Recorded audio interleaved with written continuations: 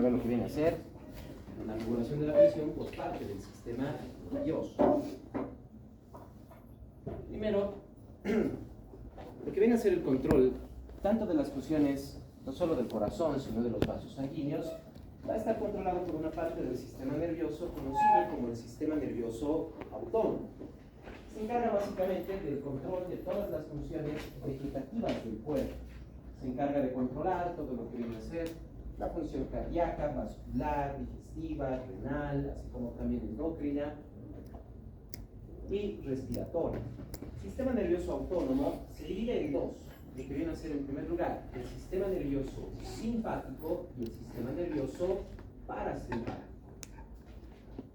En la mayoría de los sistemas corporales, tanto el sistema simpático como el parasimpático son opuestos, donde uno va a generar estimulación y el otro genera inhibición. En el caso de lo que viene a ser el sistema vascular, el sistema nervioso simpático genera lo que se conoce como vasoconstricción. Estimula propiamente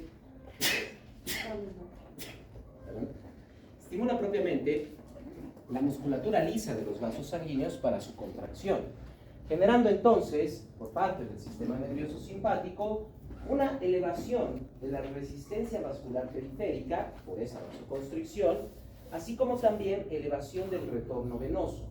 Si bien las venas hemos visto que tienen una gran distensibilidad, pero de igual manera tienen musculatura lisa y puede contraerse.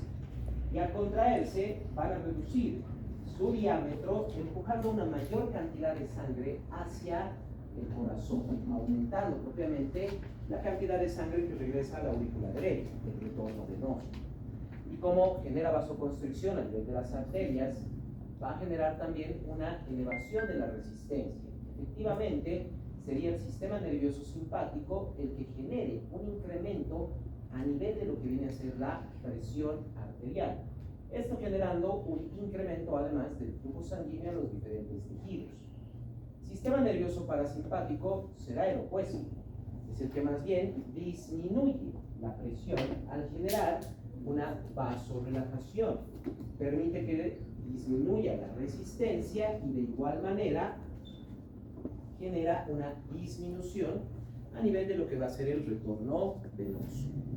La vasoconstricción simpática va a provenir directamente de lo que viene a ser el centro vasomotor y genera un control vasoconstrictor. En primer lugar, el centro vasomotor, como podemos ver, se encuentra justo a nivel de lo que viene a ser la protuberancia.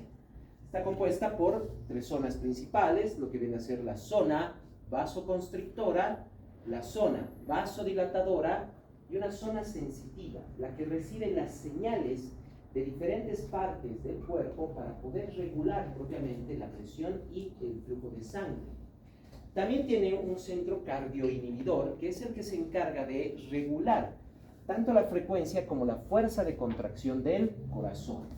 De igual manera que con los vasos sanguíneos, el sistema nervioso simpático, ya habíamos visto, incrementa la frecuencia cardíaca y la fuerza de contracción del corazón, mientras que el parasimpático va a generar más bien una reducción de la frecuencia cardíaca y la fuerza de contracción del corazón.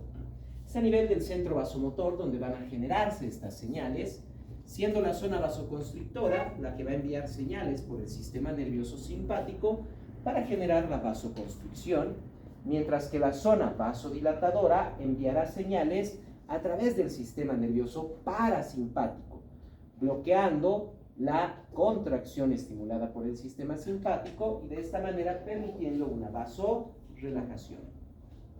La zona sensitiva, como les decía, va a recibir una gran variedad de señales sensitivas que provienen de diferentes receptores distribuidos a nivel de los vasos sanguíneos, principalmente a nivel carotídeo y aórtico, generando en primer lugar un funcionamiento constante entre estas dos partes, entre lo que viene a ser la zona vasoconstrictora y la zona vasodilatadora, porque siempre vas a tener que estar funcionando una de las dos estructuras para poder mantener adecuadamente la presión dentro de los vasos sanguíneos, va regulando constantemente lo que se conoce como el tono vasoconstrictor simpático o tono vascular.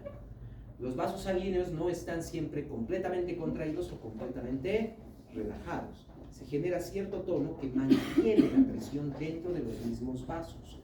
No está completamente contraído, no está completamente relajado. Así como las señales de tono muscular que mantienen los músculos con cierto grado de tensión y actividad, lo mismo pasa con los vasos sanguíneos.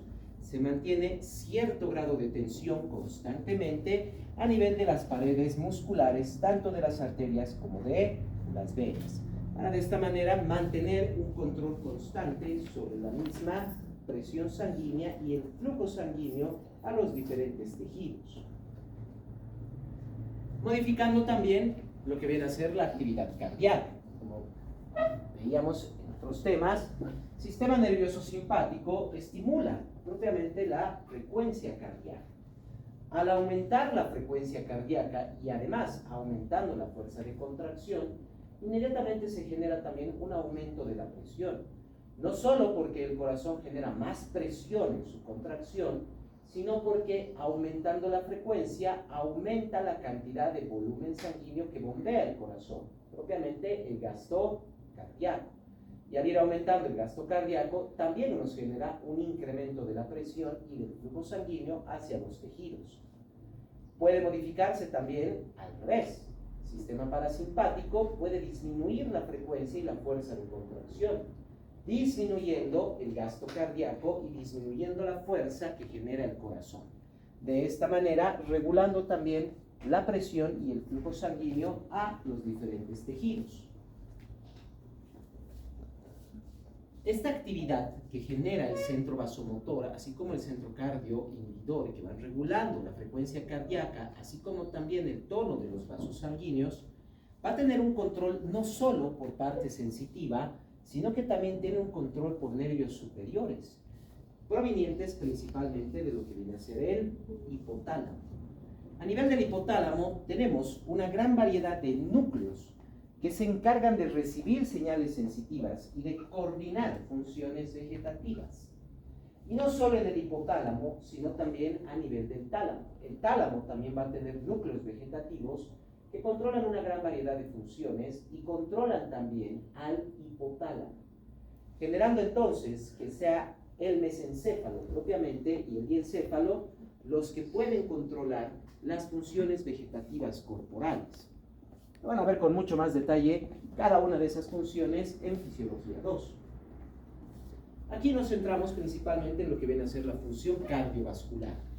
Los centros que se encuentran a nivel de lo que viene a ser el hipotálamo y el tálamo van a recibir diferente información sensitiva que proviene de diferentes partes del cuerpo, no solo de vasos sanguíneos y niveles de presión, sino también del funcionamiento de diferentes tejidos, generando entonces necesidades que deben ser dadas por el sistema vascular, necesidades tanto de oxígeno, así como también metabólicas. Serán propiamente estos centros los que van a controlar directamente el centro vasomotor, la zona cardioinhibidora, para poder ir controlando el flujo sanguíneo y la presión a nivel de diferentes partes del cuerpo. Uno de los neurotransmisores que se utilizan dentro de estos sistemas es propiamente la noradrenalina, que se libera a nivel del sistema nervioso autónomo simpático y cuyas funciones pueden ser a nivel de todo el sistema corporal. A medida que se libera noradrenalina, se genera una vasoconstricción masiva en todos los vasos sanguíneos, de igual manera que genera un incremento de la frecuencia cardíaca y de la fuerza de contracción del corazón. Los nervios no van a poder producir gran cantidad de noradrenalina, por lo tanto, podrían solo generar un incremento en estas funciones, tanto de la presión como del flujo sanguíneo, solo por unos cuantos minutos.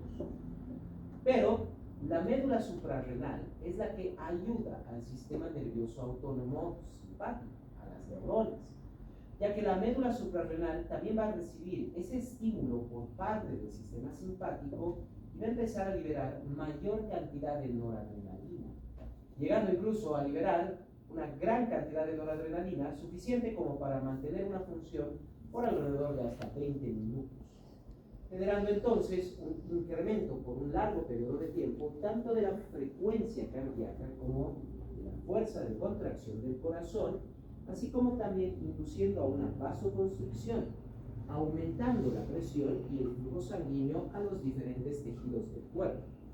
No siempre se necesita que haya un estímulo directo por parte de músculos, ejercicio, etc. Basta con que se libere noradrenalina, tanto a nivel neuronal como a nivel de la médula suprarrenal, e inmediatamente puede subir la presión. Un ejemplo, cuando estamos en una situación de estrés o inclusive cuando estamos asustados.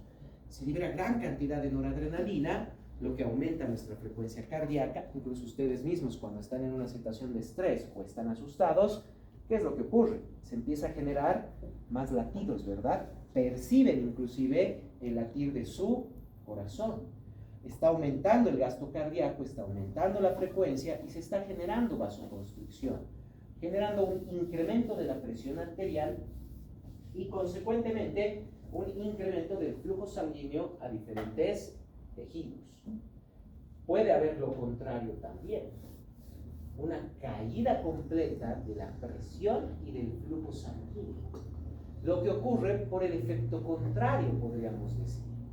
Quiere decir, desaparece la noradrenalina y más bien se genera un estímulo directo por el sistema parasimpático, bajando lo más posible la frecuencia cardíaca y la fuerza de contracción del corazón, así como generando una vasodilatación masiva, disminuyendo la presión y disminuyendo el flujo sanguíneo.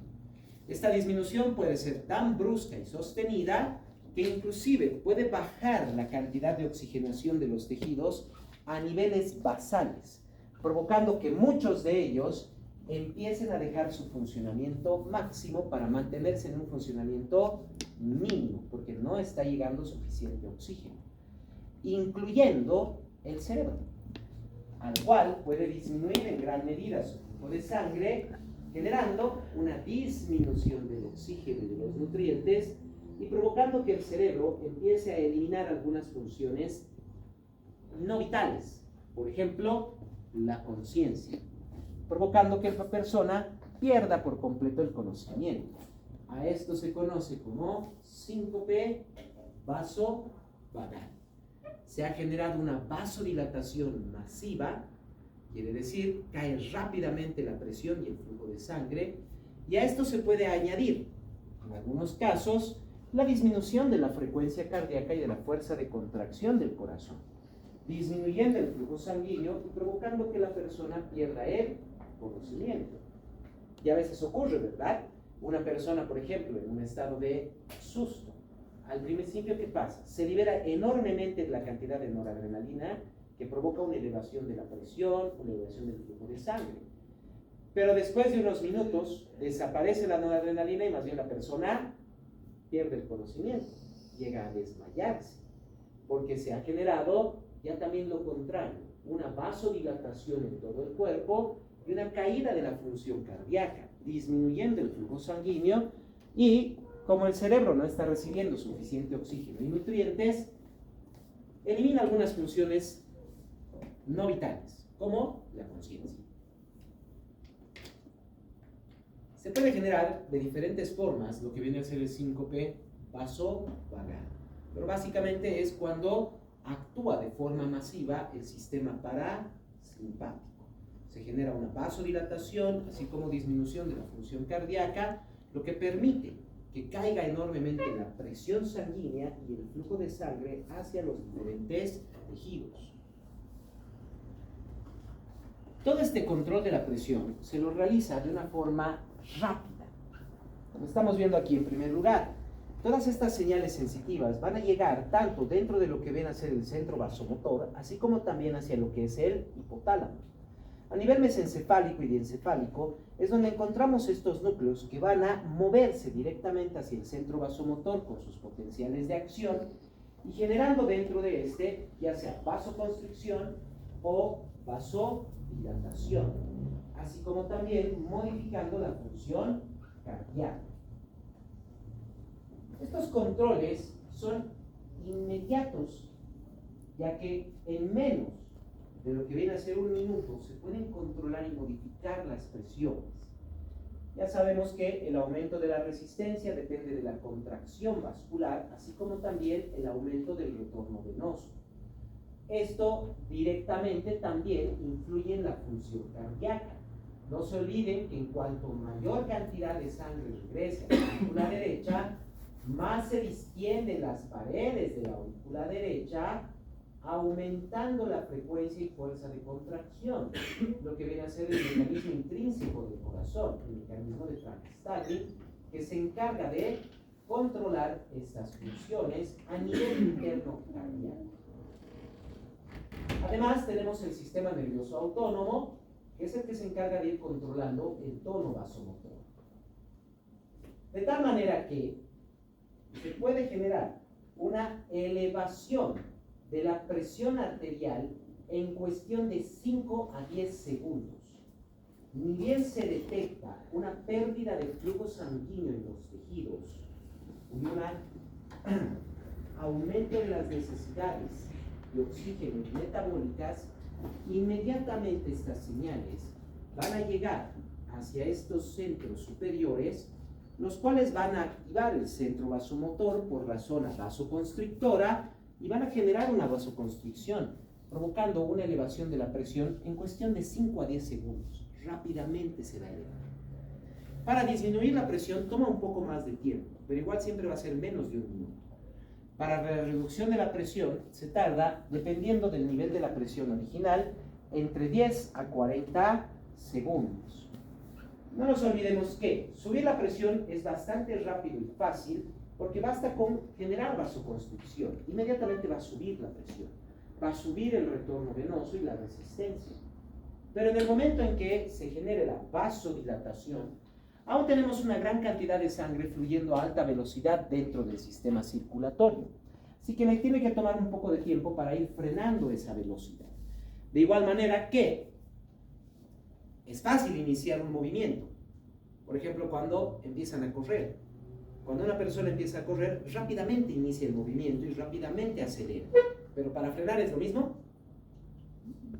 No, ¿verdad? Se toma más tiempo para frenar. Lo mismo con un vehículo. Todos aquellos que manejan algún vehículo, se puede acelerar rápidamente, pero para frenar se necesita bastante espacio y distancia, porque la inercia aún va a empujar el vehículo. Y lo mismo va a pasar aquí. El alto movimiento de flujo de sangre aún va a mantener cierto grado de presión por un periodo de tiempo un poco más largo de lo que viene a ser la elevación de la presión. Así que toma más o menos 10 a 40 segundos el llegar a bajar la presión. En 5 a 10 segundos el sistema nervioso puede subir la presión y le toma 10 a 40 segundos poder bajar la presión. Esto además nos genera lo que viene a ser las modificaciones de la presión durante el ejercicio y durante las situaciones de estrés. En el ejercicio, en primer lugar, ya habíamos visto antes, al momento que se genera un incremento del metabolismo muscular, de las necesidades de oxígeno, así como también nutricionales, en la anterior clase habíamos visto que esto nos puede generar una hiperemia activa. Quiere decir, va a aumentar el flujo sanguíneo a nivel muscular para poder sustentarlo con suficiente oxígeno y nutrientes. Este incremento del flujo de sangre, así como también la contracción muscular, va a generar mayor movimiento de flujos de sangre hacia el corazón también, aumentando el retorno venoso, lo que nos genera un incremento de la presión y de la frecuencia cardíaca. De la misma manera, al momento que se inicia un ejercicio, los centros neuronales superiores, lo que viene a ser tanto el tálamo y el hipotálamo, perciben también estas señales, porque vienen también señales desde la zona motora de la corteza cerebral, que es la que se encarga de controlar todas las funciones motoras. Estas señales también van a ingresar al hipotálamo y a través de él llegan al centro vasomotor, indicándole al centro vasomotor que también incremente la resistencia venosa y el retorno venoso. Claro, la resistencia vascular y el retorno venoso, generando una vasoconstricción. no solo vamos a tener el inmediato incremento del flujo de sangre por la contracción muscular y la hiperemia activa, sino que al mismo tiempo el sistema nervioso inmediatamente ordena una vasoconstricción y un aumento de la frecuencia cardíaca. Esto conlleva además un incremento en la liberación de noradrenalina, dándole al cuerpo un estímulo bastante amplio para elevar la presión y el flujo sanguíneo. Quiere decir que en el momento en que empezamos a hacer un ejercicio, inmediatamente nuestro sistema nervioso, así como el sistema vascular de forma intrínseca, aumentan el flujo sanguíneo para que en ningún momento le falte suficiente oxígeno y nutrientes a nuestros órganos durante esa actividad física. En especial a aquellos órganos que generan la actividad física y que deben mantenerse funcionando durante la misma. En el estrés, por otro lado, no tenemos propiamente ese estímulo de la contracción muscular. En la situación de estrés, directamente los centros superiores nerviosos, principalmente el tálamo y el hipotálamo, perciben esa situación de estrés e inmediatamente activan al sistema nervioso simpático, liberando gran cantidad de noradrenalina, generando entonces una vasoconstricción, un aumento de la función cardíaca, aumentando entonces la presión y el flujo sanguíneo. Eso es lo que pasa constantemente cuando, por ejemplo, nos asustamos o en el momento en que estamos estresados, nos ponemos nerviosos, etc. Inmediatamente se genera esa vasoconstricción, el aumento de la frecuencia cardíaca, lo que nos va a generar una elevación de la presión arterial. Es por eso que el estrés es uno de los factores predisponentes a la hipertensión. Siempre que una persona esté estresada, tiene mayor riesgo de generar hipertensión arterial, porque constantemente se está generando una vasoconstricción y se trata de incrementar constantemente la función cardíaca. Por eso es muy importante que, para que podamos controlar adecuadamente la presión de una persona, no solo en el sentido de lo que viene a ser para medición de presión, etcétera, sino realmente, si tenemos una persona hipertensa y tenemos que bajar su presión, lo primero que tiene que hacer es relajarse esa persona, porque si sigue estresada, ni los medicamentos van a poder ayudar adecuadamente a bajar la presión, porque ese estrés va a seguir superando, incluso a la medicación.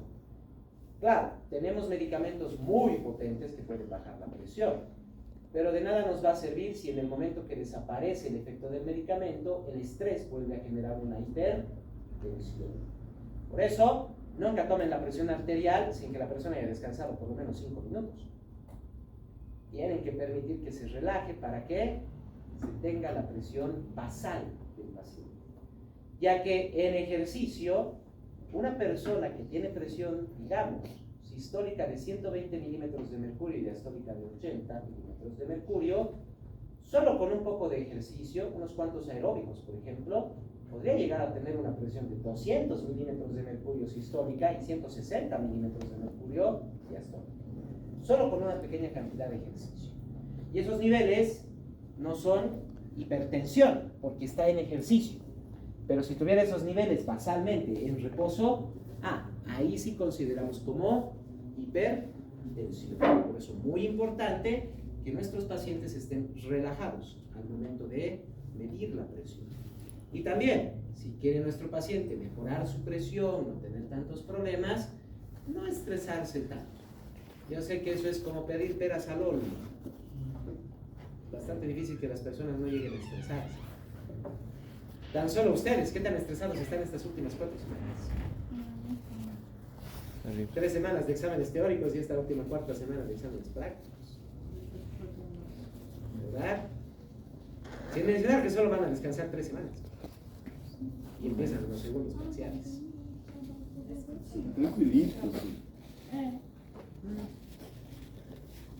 Y eso que solo son estudiantes. Peor va a ser el estrés una vez que se gradúen. Yo creo que hasta eso, doctor, vamos a estar ya más capaces o acostumbrados. Este es el detalle, tienen que empezar a buscar formas de cómo relajarse para poder regular bien sus presiones. Cuidado, terminen siendo médicos hipertensos.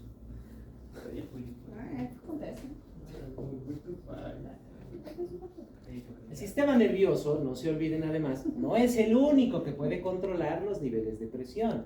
Tenemos controles también intrínsecos dentro de los vasos sanguíneos, como habíamos visto, las fuerzas de cizallamiento, la liberación de óxido nítrico, la liberación de endotelina, habíamos visto también los complejos humorales, lo que es la bradicinina, histamina, serotonina, etc. Una gran variedad de diferentes tipos de situaciones que van controlando la presión.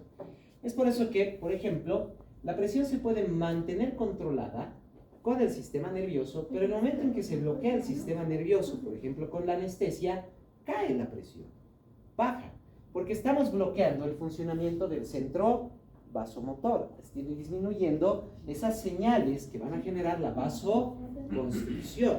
Como no tenemos esa señal, los vasos sanguíneos van a dilatarse, generando una disminución a nivel de la presión arterial.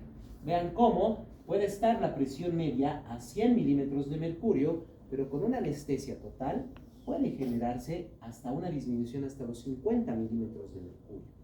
Por eso es muy importante controlar bien la presión antes de una cirugía, porque si el paciente no está bien controlada su presión, esto puede provocar que la caída de presión llegue a un nivel mucho más bajo y disminuya por completo el flujo sanguíneo a los tejidos, lo que puede provocar daños, puede generarse. Y podemos subir la presión con un poco de noradrenalina generando una vasoconstricción. Obviamente, pero no dura mucho tiempo, va a bajar después. Recuerden que la noradrenalina dura máximo unos 5 minutos. La glándula suprarrenal puede producir noradrenalina hasta por 20-25 minutos, por eso nos da mayor tiempo de estímulo. Pero no porque libera noradrenalina que dura 20-25 minutos, sino que por 20 o 25 minutos puede producir gran cantidad de noradrenalina y la va liberando constantemente. Y sí, hay algunas personas que tienen mayor tiempo de noradrenalina, otros un poco menos. Depende mucho del mismo funcionamiento que tiene la glándula suprarrenal. Por ejemplo, los deportistas, en la mayoría de ellos, su glándula suprarrenal les da suficiente noradrenalina para 15, 20, 25, 30 minutos.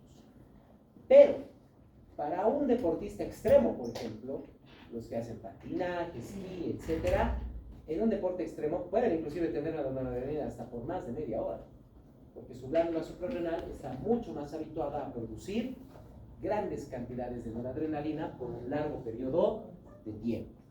En cambio, solo la inyección de noradrenalina nos dura máximo unos 5 minutos, que es el periodo en que va a subir la presión y luego va a ir bajando con calma a medida que va disminuyendo la noradrenalina. ¿Cuáles son, pero, las señales sensitivas que va a recibir el sistema nervioso para poder controlar la presión? En primer lugar, tenemos lo que vienen a ser los receptores sensitivos que se encuentran tanto a nivel carotídeo y aórtico principalmente, pero que también se encuentran en algunas otras partes del cuerpo. La mayoría, pero, de estos receptores están tanto a nivel de lo que viene a ser el tallado de la aorta como el seno carotídeo. Tenemos en primer lugar los baroreceptores. Los baroreceptores propiamente son medidores de presión. Baro significa presión. Entonces estos receptores se activan en respuesta a la presión que genera la sangre contra las paredes arteriales. A medida que se va generando la presión contra la arteria, va provocando una distensión de la misma. Y eso es lo que perciben los baroreceptores, esa presión, esa distensión.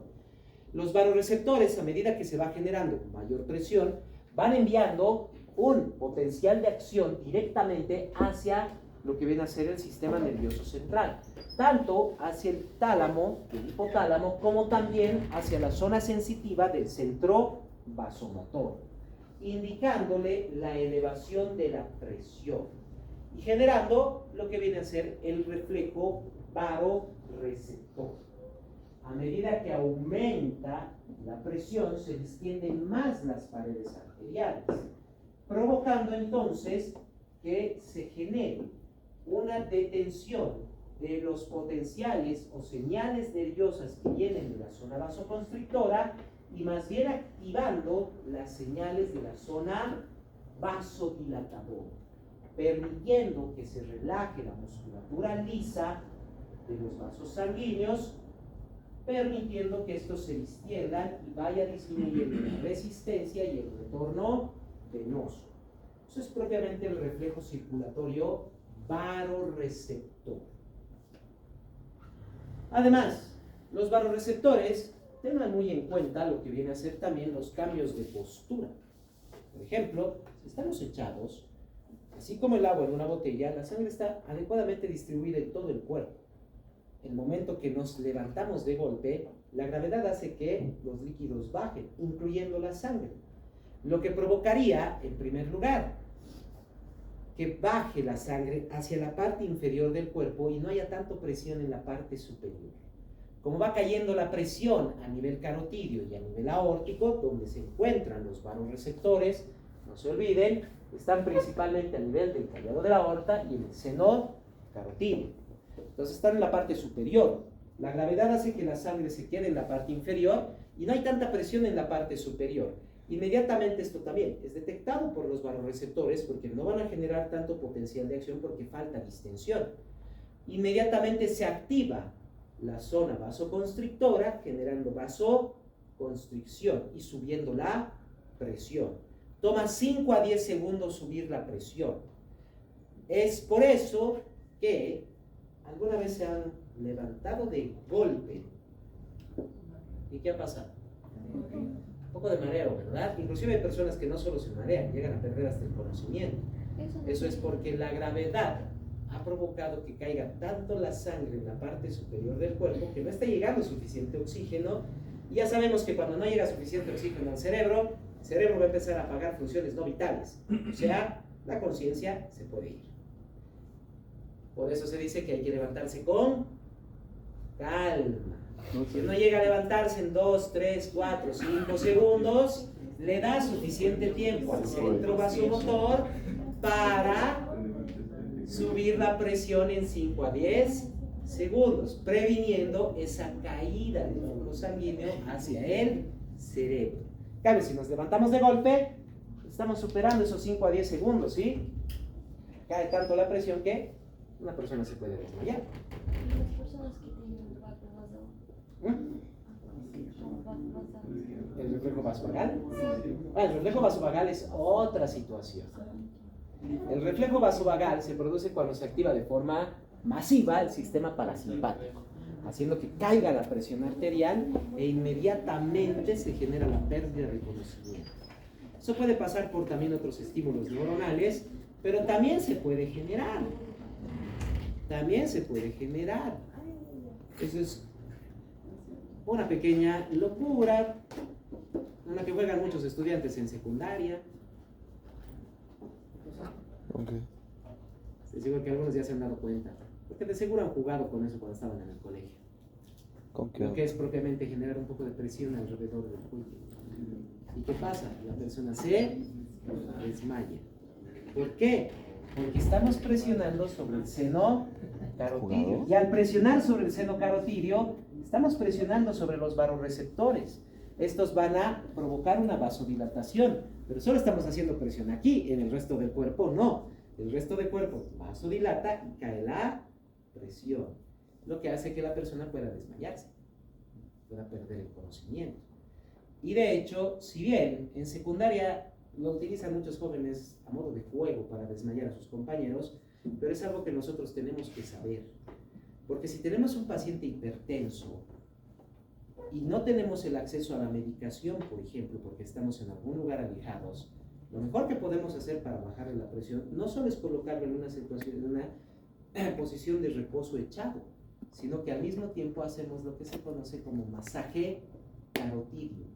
Presionamos levemente el seno carotidio, lo vamos masajeando, provocando un aumento de presión sobre los varoreceptores del seno carotidio, lo que va a provocar una vasodilatación en el resto del cuerpo y nos ayuda a bajar la presión. Nos va a ayudar a bajar la presión sanguínea. El masaje carotídeo es algo muy importante que utilizamos para poder controlar la presión adecuadamente si no tenemos el acceso a los medicamentos. Ojo con eso. Porque si tenemos el acceso a la medicación hipotensora, la aplicamos directamente. Pero no siempre tenemos esa posibilidad. Puede que nuestro paciente no esté cerca de un centro médico, puede que lo estemos viendo tal vez en su casa, etc. Ahí es donde podemos utilizar el masaje del seno carotídeo. Como les dije, en secundaria muchos chicos juegan con eso. Generan un masaje alrededor del cuello y luego ven cómo sus compañeros se desmayan. Eso era bullying. Eso era bullying, era juego. Depende, si es que lo están haciendo sin consentimiento se llama bullying, pero si lo están haciendo con consentimiento de la persona, eso no es bullying, eso es juego. Los juegos, pero en el colegio eran chorromorros, ese tipo de cosas. Sí. Tal vez tu grupo no jugaba con eso y eso es bueno. Sí, Hay grupos no. donde sí juegan con eso. Muy locos también. Hay grupos donde se juega con eso y es peligroso. Es peligroso porque estamos generando pérdida de Qué conocimiento. loco. Si bien Qué eso loco. de hecho no puede generar un daño directo, pero si no lo agarra bien a su compañero se puede golpear la cabeza con algo. No se olviden que los varoreceptores, por lo tanto, tienen una función amortiguadora. Tienen la función de ir controlando y amortiguando las modificaciones de la presión arterial, en especial con los cambios de postura. Luego tenemos, junto con los varoreceptores, tenemos otro grupo de receptores, los quimiorreceptores, que también se encuentran a nivel del arco aórtico y a nivel del seno carotídeo. Los quimiorreceptores detectan constantemente los niveles de oxígeno, dióxido de carbono y de hidrógeno que se encuentran a nivel del torrente sanguíneo. Cuando hay buena cantidad de oxígeno, disminuye en gran medida el potencial de acción que producen estos receptores, ya que buena cantidad de oxígeno significa una buena función metabólica intracelular, lo que mantiene cerrados los canales iónicos.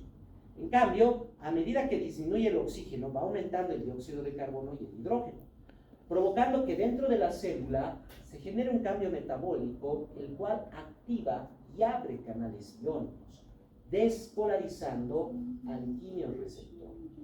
A mayor medida que vayan activándose los quimiorreceptores, se va generando una señal mucho más intensa que va a ir al sistema nervioso central. Tanto las señales de los varoreceptores como de los quimiorreceptores van a subir al sistema nervioso a través del nervio vago y también a través del nervio glosofaríngeo, permitiendo entonces un control directo sobre los niveles de oxígeno a nivel aórtico y carotídeo que van a llegar al sistema nervioso y le van a indicar la cantidad de oxígeno presente en la sangre. En cuanto cae el oxígeno, se genera mayor potencial por parte de estos receptores, aumentando además el estímulo sobre la zona vasoconstrictora, lo que va a generar un aumento de la presión y el flujo de sangre. Cuando hay buenos niveles de oxígeno, disminuye el potencial, provocando entonces que se deje de activar tanto la zona vasoconstrictora y también se empiece a activar tal vez la zona vasodilatadora. Como va fluctuando constantemente los niveles de oxígeno dependiendo de la actividad física, esto genera entonces una fluctuación dentro de lo que viene a ser la misma oxigenación y la misma presión. Quiere decir que la presión arterial siempre está modificándose levemente. Nunca está en un nivel permanente, como podemos ver aquí. Nunca va a estar en un nivel permanente. La presión siempre se modifica entre presión sistólica y diastólica y va variando. Estos, por ejemplo, son las variaciones de la presión arterial media, que como pueden ver, en la mayoría de los casos está a los 100 milímetros de mercurio. Pero hay momentos en que puede subir, hay momentos en que puede bajar. Esto tomado en un periodo de 24 horas. Y aquí tenemos 3 días, por ejemplo, de función de control de la presión. Durante 3 días se ha estado controlando y vean cómo se va manteniendo la presión casi en un constante parámetro. Como habíamos visto, nunca va a ser específico 100. Puede ser un poco más, puede ser un poco menos. Va variando, va cambiando constantemente. En solo un periodo de 24 horas hay momentos en que baja bastante la presión. Por ejemplo, cuando estamos dormidos. Cuando estamos en reposo, la presión va a estar en nivel basal, como lo que están ahora.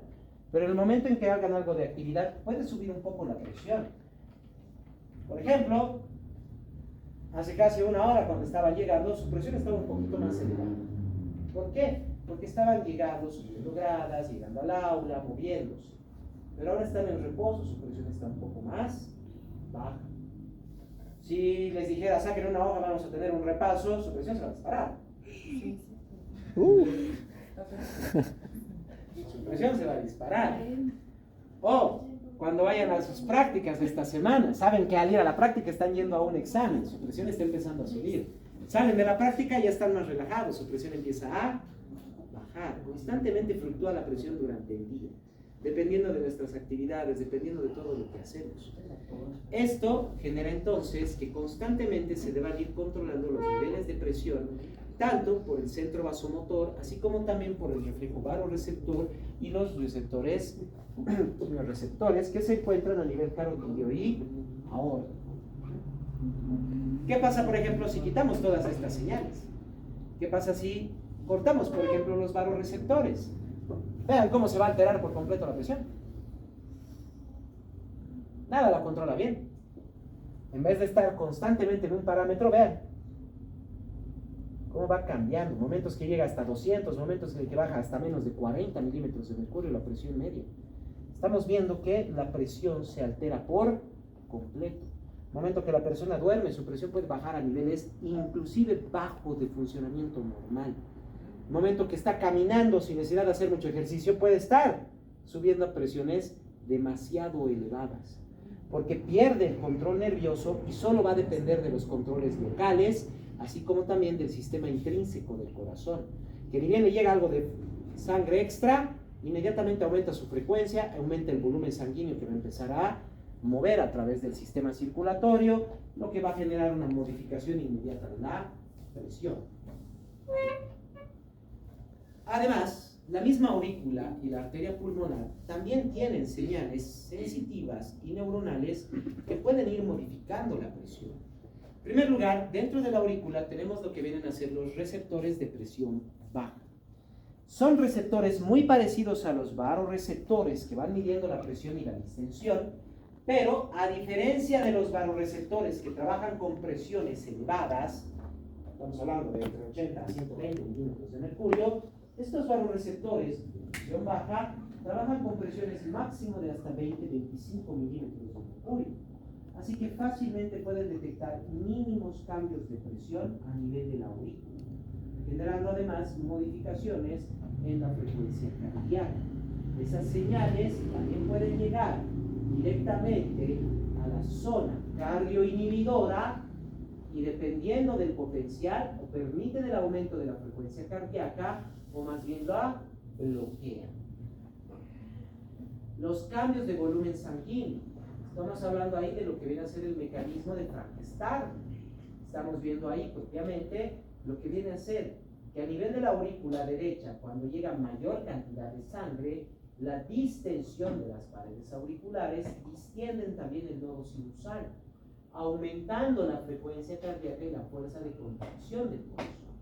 Y cuando no llega tanta sangre, no se abren de tal manera los canales iónicos, disminuyendo la frecuencia y disminuyendo la fuerza de contracción del corazón. Tenemos también el reflejo auricular renal. A medida que se distienden las paredes auriculares, el músculo auricular puede liberar una sustancia, lo que viene a ser el péptido natriurético auricular, que como indica el nombre, natriurético, quiere decir aumenta la liberación de sodio por parte del riñón, haciendo que el riñón elimine mayor cantidad de sodio. Como disminuye el sodio sanguíneo, disminuye la presión osmótica, y al disminuir la presión osmótica provoca que también se vaya gran cantidad de agua, sale del espacio vascular el agua.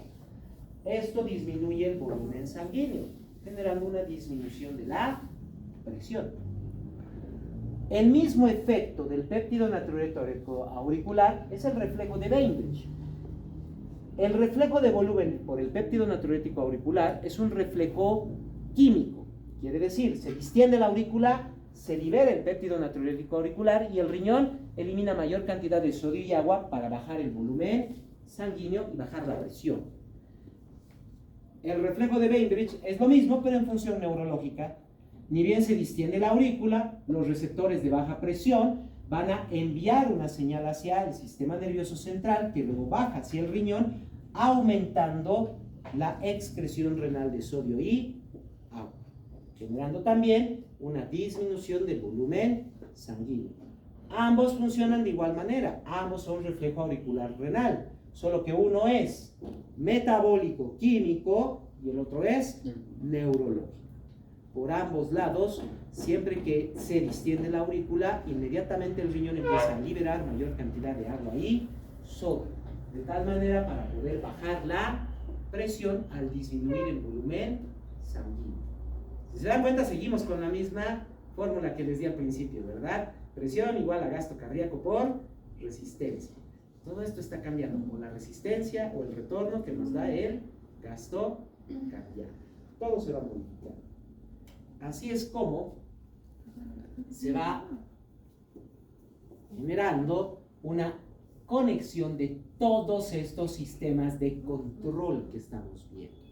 Se van integrando por completo para ir controlando la presión. Quiere decir que la presión arterial se controla no por uno, no por dos, no por tres, sino por todos los sistemas corporales encargados que hemos estado viendo. Control local, control humoral, control nervioso, y la próxima clase tenemos que ver el control renal ya también. Todo se va coordinando, se va integrando. Ejemplo, un aumento del volumen sanguíneo nos puede provocar tres efectos. Primero, aumento de la frecuencia cardíaca, un estiramiento auricular y un aumento del gasto cardíaco. Sabemos que el aumento del gasto cardíaco nos genera directamente un incremento de la presión arterial. A medida que se va aumentando el estiramiento auricular, va a aumentar la frecuencia cardíaca. No nos olvidemos que tenemos ahí el mecanismo de Frank-Starling. También vamos a encontrar el reflejo de Bainbridge. Por otro lado, el aumento del estiramiento auricular, ¿qué nos va a producir? Nos va a producir en primer lugar la liberación de mayor cantidad de péptido natriurético auricular. Al mismo tiempo, esas señales van a llegar al sistema nervioso, como les decía, y van a provocar que el sistema nervioso empiece a disminuir y a cortar la hormona antidiurética. Por otro lado, activa el sistema parasimpático. Se empieza a disminuir más bien el sistema parasimpático a nivel renal. Incluso esto por parte de la presión arterial y de los reflejos vasoreceptores. Todo esto va a provocar, entre estos tres efectos, que la excreción de sodio y agua, lo que significa una disminución del volumen sanguíneo, para poder nuevamente controlar la presión. Va generándose esta disminución, se controla la presión. Como se controla la presión, disminuye por lo tanto el volumen sanguíneo y se corta por completo toda esta cadena, generando que nuevamente la presión empiece a bajar. Si baja demasiado la presión ya también, todo esto se corta y más bien empieza a subir la presión. Se vuelve a activar, vuelve a bajar, vuelve a subir, vuelve a bajar. Constantemente va fluctuando por eso la presión. Nunca es en un punto específico. Siempre va cambiando, siempre va fluctuando. Y esto es solo una parte de lo que vienen a ser todos estos controles. Porque a esto aún tenemos que añadir lo que es la función renal, que vamos a ver en la siguiente clase también. El centro vasomotor, como les dije, también tiene una zona sensitiva, una zona quimiosensible. No solo recibe señales sensitivas el tálamo y el hipotálamo, y a través de estos el control al centro vasomotor, sino que el mismo centro vasomotor tiene una zona sensitiva que percibe los niveles de principalmente hidrógeno, pero también los de dióxido de carbono. No se olviden que el hidrógeno es una molécula pequeña que pasa muy fácilmente la barrera hematoencefálica. Esto genera un control directo sobre el centro vasomotor, generando ya sea vasoconstricción o vasodilatación. Ahí es donde viene lo que se conoce como la reacción de Cushing, también conocida como hipertensión de Cushing. Por ejemplo, ¿qué pasa si aumenta la presión del líquido cefalorraquídeo? No importa la causa, puede deberse a un tumor, puede deberse a un exceso de producción de líquido cefalorraquídeo, o puede ser que no se esté drenando el líquido cefalorraquídeo, puede ser por una infección también, una meningitis, etc. En el momento en que aumenta la presión del líquido cefalorraquídeo, como la presión es externa a los vasos sanguíneos, dentro del cráneo, está presionando los vasos sanguíneos contra el cráneo, provocando ¿qué? Que disminuya el flujo de sangre al cerebro. Como disminuye el flujo de sangre, disminuye el flujo de oxígeno. Inmediatamente, la zona quimiosensible del centro vasomotor percibe una caída del flujo de oxígeno, porque está aumentando el hidrógeno y el dióxido de carbono. Y lo que va a provocar es un aumento de la presión arterial. Pero tengan en cuenta, solo está disminuyendo el flujo de sangre en el cerebro, en el cráneo, por el aumento de la presión del líquido cefalorraquídeo. No está alterándose la presión en el resto del cuerpo. Hay un flujo normal de sangre.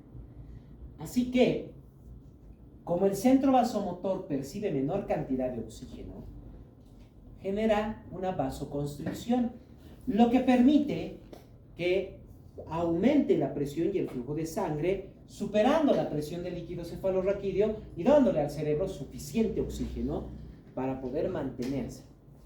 Pero el resto del cuerpo estaba normal, lo que quiere decir que ahora el resto del cuerpo va a estar hipertenso. El resto del cuerpo estaba normal, solo disminuyó el flujo de sangre dentro del cerebro. ¿Por qué? Porque aumentó la presión del líquido cefalorraquídeo. Aquí, por ejemplo, tenemos un pequeño tumor que es el que está generando el aumento de presión. Internamente dentro del cráneo la presión va a ser normal, pero externamente en el resto del cuerpo va a haber hipertensión. Eso es propiamente la reacción de Cushing, una de las causas de hipertensión también. Claro, una de las causas menos comunes de hipertensión. Además, tenemos también algunas modificaciones dentro de lo que viene a ser el control de la presión por parte del sistema nervioso. En primer lugar, los nervios y los músculos trabajan, sí, de forma independiente, pero entre ambos pueden modificar la presión. Por ejemplo, tenemos el reflejo de compresión abdominal. Si nosotros comprimimos el abdomen, estamos comprimiendo una gran cantidad de órganos, así como también de venas, senos y plexos venosos abdominales y la vena cava inferior. ¿Qué estamos provocando? En especial que dentro del abdomen tenemos el hígado y el vaso, que también son reservas venosas. Exacto. Estamos aumentando la presión sanguínea, porque al comprimir los músculos, al comprimir los órganos abdominales, al contraer los músculos, estamos aumentando el retorno venoso, ¿verdad? Estamos comprimiendo todas estas reservas de sangre, empujando la sangre contra la aurícula derecha, provocando entonces que haya distensión de la pared de la aurícula derecha e inmediatamente aumenta la presión arterial. Y inmediatamente sube la presión arterial. Los músculos periféricos también, a nivel de lo que vienen a ser las extremidades. Cada que se contrae, y esto ya lo hemos visto varias veces, cada que se contrae el músculo comprime, en especial el sistema venoso profundo, y mueve mayor cantidad de sangre hacia la aurícula, aumentando el retardo venoso y aumentando la presión, aumentando la función cardíaca, el flujo de sangre, la presión arterial. A esto también debemos añadir las ondas respiratorias. Debemos añadir las ondas respiratorias, porque durante la inspiración, la presión negativa a nivel del tórax provoca dos efectos principales. Uno, permite que el corazón se distienda más para que reciba mayor cantidad de sangre. Y esa presión negativa, además, distiende la vena cava superior, generando mayor ingreso de sangre hacia el corazón. Y mientras expiramos, al exhalar el aire, comprimimos el tórax, provocando más bien compresión a nivel del corazón y a nivel de la vena cava superior, disminuyendo el flujo de sangre al corazón. Así que la misma presión nos genera ondas respiratorias. Durante la inspiración llega mayor cantidad de sangre al corazón y durante la expiración llega menor cantidad de sangre, lo que va generando una modificación leve en la misma función cardíaca durante la inspiración y durante la expiración. De hecho, Cuando inhalamos hay una frecuencia y cuando exhalamos hay otra frecuencia. Va modificándose eso constantemente. Claro que es una modificación muy leve que no va a generar mayores problemas o complicaciones en sentido normal y regular. Pero hay personas que hiperventilan, ¿verdad? Hay personas que hiperventilan, que tienen una mayor respiración. Esto no solo provoca una respiración superficial, vamos a ver esto cuando veamos sistema respiratorio. Hiperventilar no significa que realmente estén respirando mejor, solo significa que están moviendo más rápido el aire, pero no de forma profunda, por eso también se asfixia. Lo vamos a ver cuando veamos respiración, no se preocupen. Sino que la persona que hiperventila está constantemente modificando también la presión torácica, provocando que el corazón no logre controlar bien la presión. La hiperventilación puede producir también síncope, puede producir también que la persona pierda el conocimiento, porque se está descontrolando la presión y la oxigenación. Y no nos olvidemos que tenemos las ondas vasomotoras, porque si bien tenemos el sistema simpático y parasimpático que siempre están fluctuando, generando el tono vasomotor, pero acabamos de ver que dependiendo de lo que caminamos, nos movemos, nos sentamos, nos echamos, estamos echados, estamos parados, flujo de oxígeno en los tejidos, etcétera, reflejo baroreceptor, quimioreceptor, reflejo de Bainbridge, todo esto va fluctuando constantemente, generando lo que vemos aquí, una oscilación de los reflejos que mantienen la presión, ya sea a niveles elevados o inclusive a niveles dentro de parámetros normales. Siempre hay una oscilación de todas las funciones que controlan la presión. Si bien son múltiples los sistemas, pero constantemente se está activando el inhibidor, el estimulador, inhibidor, estimulador, inhibidor, estimulador, de tal manera de mantener la presión constante. Por ejemplo, tómenlo propiamente como un sube y baja. ¿Acaso cuando han jugado alguna vez en un sube y baja, están estáticos? No. Constantemente uno se está moviendo, luego el otro, luego uno, luego el otro. Están tratando de mantener un equilibrio, están oscilando, pero no se quedan quietos, siempre están moviéndose, pero están oscilando. Eso es lo que está pasando aquí. Se genera una oscilación de tantos los estímulos para subir la presión como los para bajar la presión y el flujo de sangre. Son varios sistemas que constantemente están fluctuando entre subir o bajar el flujo sanguíneo y la presión para de esta manera controlar adecuadamente la oxigenación de todos los tejidos. Y obviamente compensando en situaciones que se necesiten. En unas horas se van a ir a almorzar. Gran cantidad de su sangre tiene que fluir al sistema digestivo para poder generar la digestión y la absorción de los nutrientes. Y eso significa que va a disminuir el flujo de sangre a otros tejidos.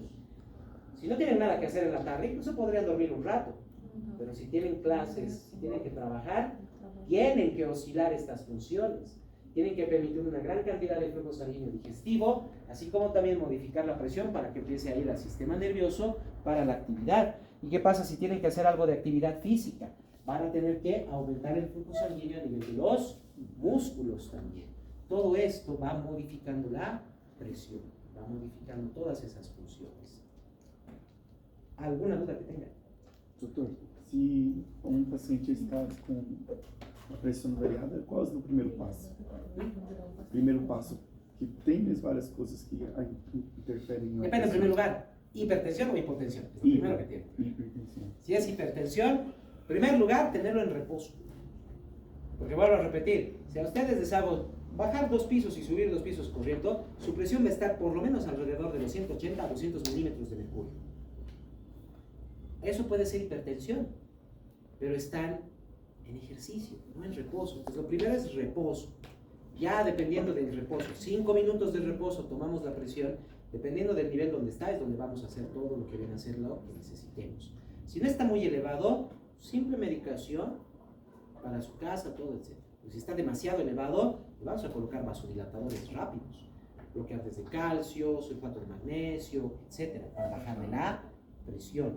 Si no tenemos medicamentos, masaje carotídeo. Y de hecho, estos reflejos de compresión también nos ayudan a capturar en caso de que sea hipertenso o inclusive en taquicardia o fibrilación. Podemos capturarlo. ¿Qué se refiere? No nos olvidemos que tenemos las ondas respiratorias. Se llama maniobra de Valsalva.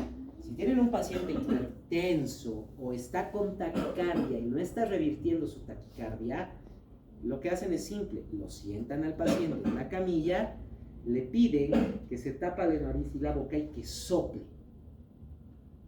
¿No es una jeringa? Esa presión va a comprimir el tórax y va a comprimir el corazón. Y lo único que vamos a hacer es decirle, contamos hasta 3 y sueltas el aire. Al momento que cuenten 3 y empiece a soltar el aire, el paciente lo echan de golpe. Lo van a echar de golpe. Va a liberarse la presión torácica y lo vamos a echar de golpe, haciendo que la sangre se distribuya por todo el tórax de forma uniforme, y como está soltando el aire, va a aspirar gran cantidad de sangre hacia el tórax y hacia el corazón. Como recibe de golpe todo ese flujo de oxígeno y de nutrientes, la frecuencia cardíaca cae. Y como todo esto relaja los vasoreceptores y los quimiorreceptores, se detiene la vasoconstricción periférica. Entonces, esa maniobra, conocida como maniobra de Valsalva, no solo nos recaptura la frecuencia cardíaca en un nivel normal, sino que también hace que baje rápidamente la presión del paciente, al menos por unos 5 minutos, que nos da tiempo para utilizar los medicamentos y mantenerla baja. Maniobra de Valsalva. Es parte de lo que viene a ser la función de las ondas respiratorias.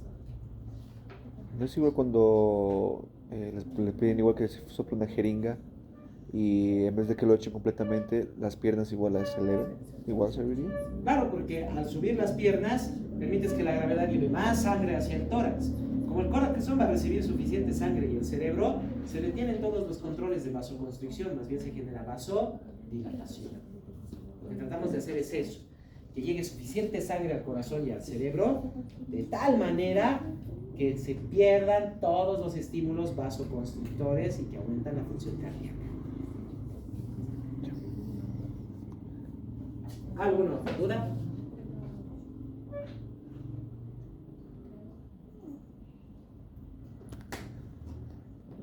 ¿Ninguna? Bueno, los que han llegado tarde vengan a hacerse la lista.